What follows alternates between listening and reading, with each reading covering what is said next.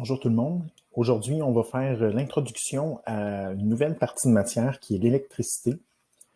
On va faire vraiment la base aujourd'hui, l'introduction, puis on va mettre les choses en place. On va revenir sur des notions qu'on a vues en lien avec les atomes. Donc là, ce que vous allez faire, c'est que vous allez avoir besoin de votre nouveau document de note de cours, le document jaune. Il y a d'autres phénomènes naturels qui relèvent plutôt du domaine de l'électricité.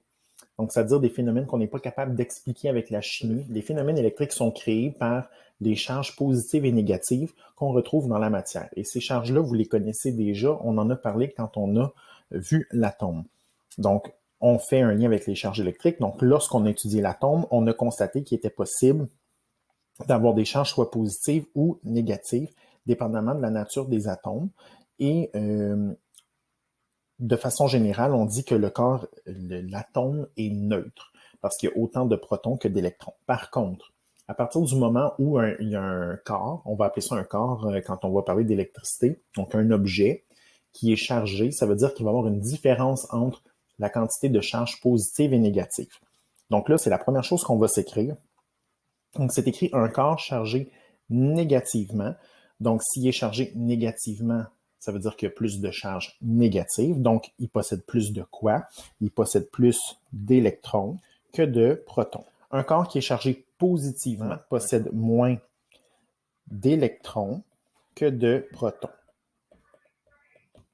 Là, s'il vous plaît, il faut vraiment remarquer là, que le fait que ce soit positif ou négatif, ça dépend vraiment encore de ce que les électrons vont faire.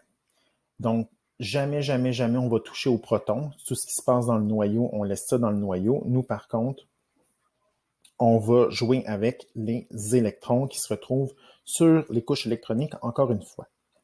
Si on approche des charges de différentes natures, soit des charges positives ou négatives, ou deux positifs ou deux négatifs, une près de l'autre, on va pouvoir observer certains phénomènes. On appelle ça les forces d'attraction ou de répulsion. Donc ça, c'est le genre de choses que vous avez probablement déjà observé si vous avez joué avec des aimants, vous avez utilisé des aimants. Vous observez soit des attractions ou des fois, il y a une force qui empêche les aimants de se coller, puis ils vont plutôt se repousser. Donc, on dit des liens ont été établis pour décrire le comportement des charges électriques en interaction. Donc, les charges électriques de signes différents. Donc là, ici, quand on parle de signes différents, on parle de signes positifs et négatifs. Ces charges-là, s'attirer. Donc, s'attire, mais une petite phrase que peut-être vous avez déjà entendue, les contraires s'attirent. Donc, si ça peut vous aider à vous rappeler que plus et moins ensemble vont s'attirer. Donc, ça, s'attirer, c'est ce qu'on va percevoir comme phénomène. Par contre, le nom de cette force-là, c'est la force d'attraction. On dit que, par contre, si les charges ont un même signe, donc plus, positif, positif, ou moins, moins, négatif, négatif, on va plutôt, en fait, ces charges vont plutôt avoir tendance à se repousser. Et on va nommer ça la répulsion. Donc là, il faut faire attention à la façon dont on nomme les choses. Si je vous demande dans un examen ou on vous demande dans une question, dans un exercice, qu'est-ce que tu observes, quel phénomène on observe quand on approche deux charges identiques l'une de l'autre, ça va être le fait qu'elles se repoussent. Par contre, si on te demande la force qui est en lien avec ce phénomène-là, là, ce sera la force de répulsion. Même chose, si j'ai deux charges de signes contraires, plus et moins, quel est le phénomène que j'observe? C'est un phénomène où les charges vont s'attirer. Par contre, si je demande la force, ce sera la force d'attraction. Ensuite, il est important de noter que les charges électriques ne peuvent être ni créées, ni détruites, mais transférées d'un corps à un autre. Donc, les charges électriques, on ne peut pas les produire, ils existent déjà. C'est le fait que j'ai plus de protons, moins de protons, plus d'électrons, moins d'électrons. Ça va me permettre de savoir si un corps, un objet est chargé positivement ou négativement. Mais je ne peux pas créer des charges, puis je ne peux pas détruire des charges. Ce que je vais pouvoir faire, c'est les faire déplacer d'un objet à un autre. Donc, il est important de noter que les charges électriques ne peuvent pas être créées ni détruites, mais transférées d'un corps ou d'un objet à un autre. Lors d'un transfert, seuls les, et là, attention, on ne touche jamais, jamais aux protons, donc seulement que les électrons sont impliqués. Là, s'il vous plaît, si vous avez des choses à vous mettre en fluo, seuls les électrons sont impliqués. Seulement que les électrons vont se déplacer. Et là, j'ai un exemple à faire avec une série de sphères ou de boules. Donc là, ce que je vais faire, c'est que je vais les dessiner. Là, ça va apparaître pour vous comme par magie. Mais mettez-moi sur pause, dessinez, représentez ce que je vais avoir fait. Puis après ça, ben, on va regarder ensemble, en fait, l'exemple d'interaction qui peut y avoir en lien avec ça. Donc, il va falloir se représenter quelque chose comme ça. Donc, j'ai des billes, finalement, qui sont reliées à un plafond, mettons. Là. C'est pour ça que j'ai ici, là, j'ai quelque chose de plat. Donc, c'est comme un plafond, puis j'ai suspendu des billes 2 à 2. Donc, dans le premier cas, j'ai la bille A et la bille D qui s'éloignent l'une de l'autre. J'ai la bille B et la bille C qui se rapprochent, A et D qui se rapprochent et D et E qui s'éloignent.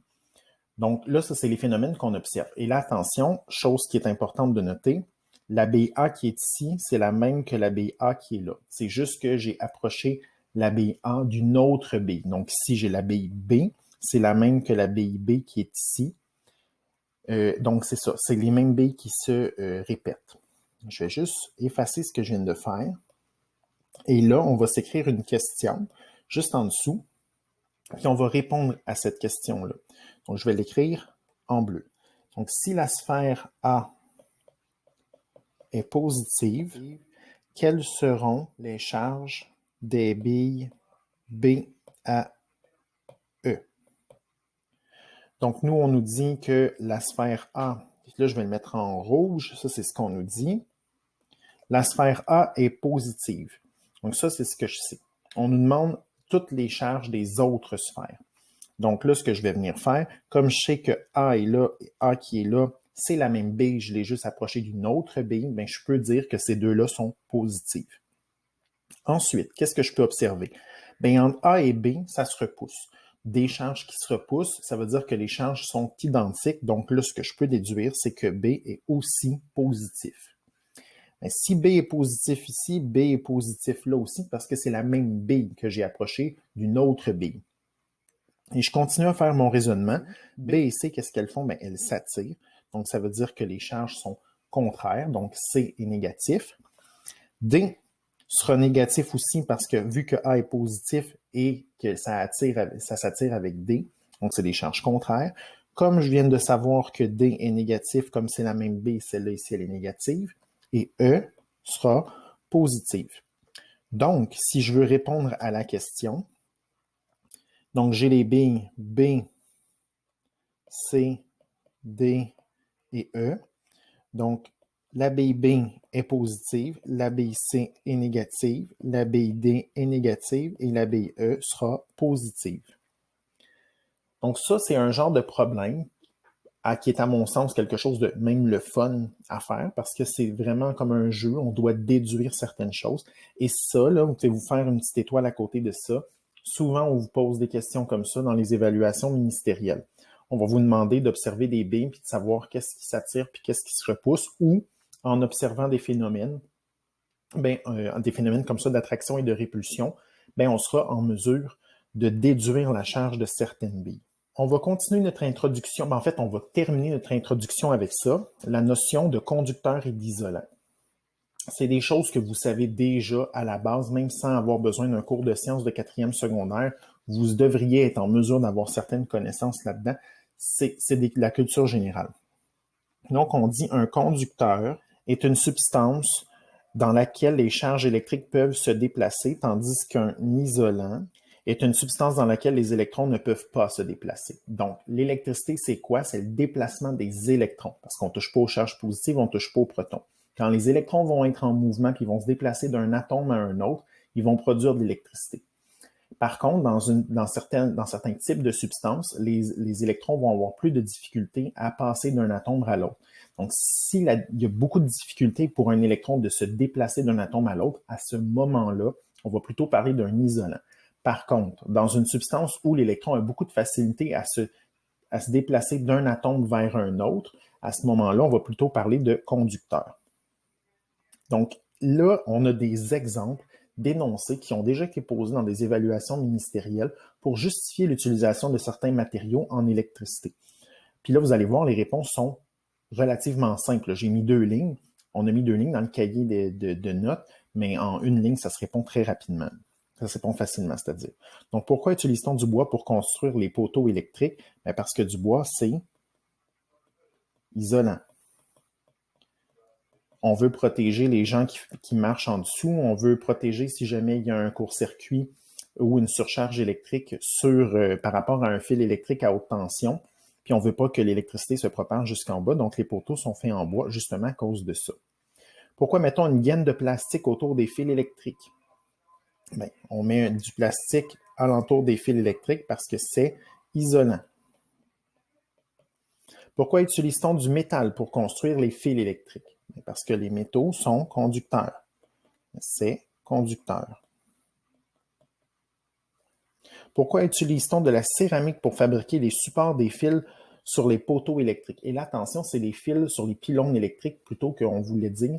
Je ne sais pas si vous avez déjà remarqué, mais dans une rue, il y a plutôt des poteaux électriques en bois où, en fait, là, les fils sont supportés. Mais quand, par exemple, on regarde sur les bords des autoroutes, dans des champs, des fois, on voit ça, des grosses structures en métal, des pylônes électriques. Et là, c'est bien sûr que si on déposait le fil électrique directement sur cette structure-là, il y aurait des courts-circuits, puis l'électricité voyagerait. Donc, ça prend quelque chose pour empêcher que l'électricité puisse se propager. Et ces choses-là, ben, c'est de la céramique ou des morceaux de verre qu'on va utiliser pour empêcher. Et ça, je vais essayer de vous en apporter un. J'en ai en classe, j'en ai à l'école des exemples de ça. Donc, pourquoi utilise-t-on de la céramique pour fabriquer les supports de fils électriques dans les poteaux? Ben, c'est parce que la céramique, c'est isolant. Donc là, il faut faire attention. Ici, on parle d'isolant ou de conducteur électrique. Okay? Donc, c'est en lien avec l'électricité et non par rapport au conducteur thermique, à la conductibilité thermique. Donc ça, c'est ce qui introduit un peu l'électricité. Ça termine la capsule d'aujourd'hui. C'était pas plus que ça. Il y aura évidemment la suite en électricité statique, mais on va s'arrêter là pour l'introduction à l'électricité. Donc là-dessus, il y aura des exercices à faire. Puis je vous souhaite une belle journée. On se revoit en classe ou à distance. Salut!